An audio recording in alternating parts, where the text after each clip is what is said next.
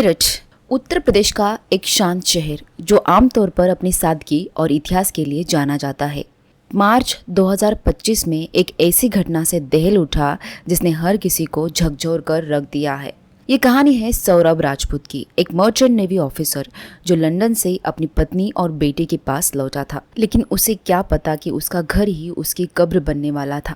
इस कहानी में प्यार, धोखा, नशा और एक भयानक साजिश का ऐसा मिश्रण है जो किसी फिल्म से कम नहीं लगता। नमस्कार, शॉक जोन में आपका स्वागत है। सौरभ राजपूत 35 साल का एक मेहनती मर्चेंट नेवी ऑफिसर लंदन में एक अमेरिकी शिपिंग कंपनी में काम करता था। 24 फरवरी 2025 को वो अपनी पत्नी मुस्कान रस्तोगी और 6 साल की बेटी के लिए मेरठ लौटा था। 28 फरवरी को बेटी का जन्मदिन था और सौरभ अपने परिवार के साथ ही खुशी मनाना चाहता था। मुस्कान से उसकी शादी हुई 2016 में। एक प्रेम विवाह था जिसके लिए सौरभ ने अपने परिवार की नाराजगी तक मोल ली थी, लेकिन शादी के बाद दोनों के रिश्ते में दरार पड़ने लगी थी क्योंकि सौरभ को पता चला था कि मुस्कान का पड़ोसी साहिल शुक्ला के साथ अफेयर चल रहा है। फिर भी अपनी बेटी के लिए उसने इस रिश्ते को एक और मौका दिया और लंदन चला गया। मुस्कान और साहिल का रिश्ता नशे की नींव पर टिका था। साहिल एक 25 साल का युवक जो चार्टर्ड अकाउंटेंट था और इसे गांजे की लत थी। मुस्कान के घर वालों का कहना था कि साहिल ने मुस्कान को भी इस लत में डाल दिया था जिसने उनकी बेटी को बर्बाद कर दिया। मुस्कान ने साहिल को अपने जाल में फंसाने के लिए एक अजीब तरीका अपनाया। मुस्कान ने स्नैपचैट पर साहिल के मृत मां का एक फेक अकाउंट बनाया। उसने साहिल को यकीन दिलाया कि उसकी मां की आत्मा उससे बात कर रही है और उसे सौरभ को मारने का आदेश दे रही है। साहिल जो नशे में अपनी सूझबूझ खो गया था, इस बात पर भरोसा करने लगा। मुस्कान ने पिछले साल नवंबर से ही इस हत्या की योजना बनाई थी। उसने 2 बड़े चाकू खरीदे थे, दुकानदार से कहा कि मुर्गा काटने के लिए है, और मुस्कान ने एक डॉक्टर को एंजाइटी का झूठ बोलकर नींद की गोलियों का भी इंतजाम किया था। सौरभ के लंदन से लौटने के बाद मुस्कान और साहिल ने कई बार उसे मारने की कोशिश की, लेकिन पहली बार 25 फरवरी को नींद की गोलियां देने के बावजूद सौरभ बेहोश नहीं हुआ। आखिरकार 4 मार्च की रात साहिल और मुस्कान का प्लान सक्सेसफुल हो गया। मुस्कान ने सौरभ के खाने में नींद की गोलियां मिलाई जिसकी वजह से सौरभ गहरी नींद में चला गया। मुस्कान ने साहिल को बुलाया। दोनों ने मिलकर सौरभ के सीने में कई बार चाकू घोंपे, उसकी जान ले ली। इसके बाद उन्होंने सौरभ के शरीर को बाथरूम में ले जाकर 15 टुकड़ों में काट दिया। सौरभ की बेटी अगले कमरे में सो रही थी, शायद उसे इस बात की कुछ भनक लगी थी। इसके बाद अगले दिन साहिल ने 50 किलो सीमेंट और 220 लीटर का प्लास्टिक ड्रम खरीदा।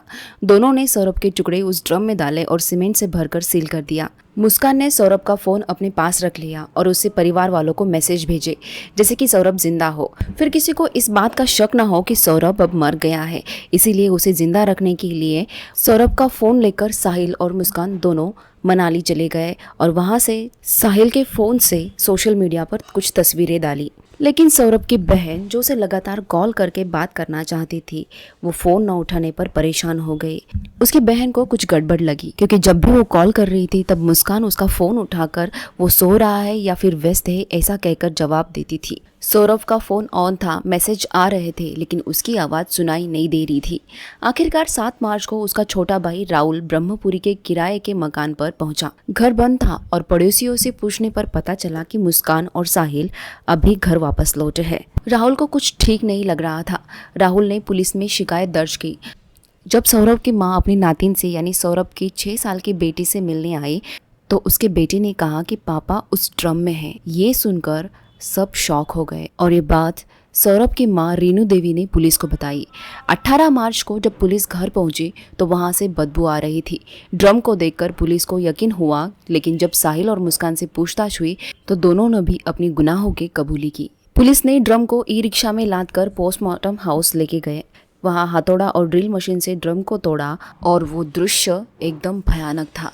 जांच में साहिल के किराए के घर की ओर ध्यान गया जहां एक और चौंकाने वाला दृश्य सामने आया। साहिल के घर की दीवारों पर 666 यानी 666 ये नंबर लिखा था और ये कोई साधारण नंबर नहीं था। इसे ईसाई धर्म में शैतान का नंबर कहा जाता है। बाइबल में इसे बुराई और शैतान का प्रतीक माना गया है, लेकिन इस केस में ये कोई धार्मिक पूजा का हिस्सा नहीं था।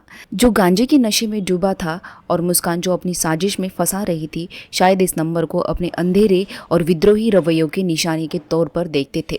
साहिल के घर में शैतान की तस्वीरें, 666 ये चिन्ह और you can't trip with us ऐसा जगह जगह पर लिखा था, जैसे वो दोनों अपने नशे के खेल में किसी और को शामिल करने की चुनौती दे रहे हो। इन सब बातों से ऐसा लग रहा था कि वो दोनों किसी अलग ही दुनिया में जी रहे हैं, जहाँ नशे ने उनकी सोच को जहरीला बना दिया था। ये नंबर उनकी उस मानसिक हालत का सबूत था जिसमें सौरभ की हत्या जैसा भयानक कदम उन्हें सही लगा। मुस्कान की माँ और पिता ने अपनी बेटी को समाज के लिए खतरा बताते हुए कहा कि सौरभ ने उसके लिए सब कुछ छोड़ा और उसने उसे टुकड़ों में बांट दिया, इसीलिए वो फांसी की हकदार है। बोल रहे हैं, वो बच्चा बहुत अच्छा था। मेरा बेटा डिप्रेशन में है रात से। उस बच्चे के लिए, सौरभ के लिए, शोभी के लिए नहीं। भगवान सच में उसके साथ बहुत बुरा करे, बहुत बुरा। मुझे पता है उसने बहुत गलत काम करे और भगवान उसके साथ भी उससे दुगना गलत करे। और जस्टिस चाहती हूँ उसे फांसी मिले। 19 मार्च को मुस्कान और साहिल को कोर्ट में पेश किया गया है और दोनों को 14 दिन की न्यायिक हिरासत में भेज दिया गया है। धन्यवाद।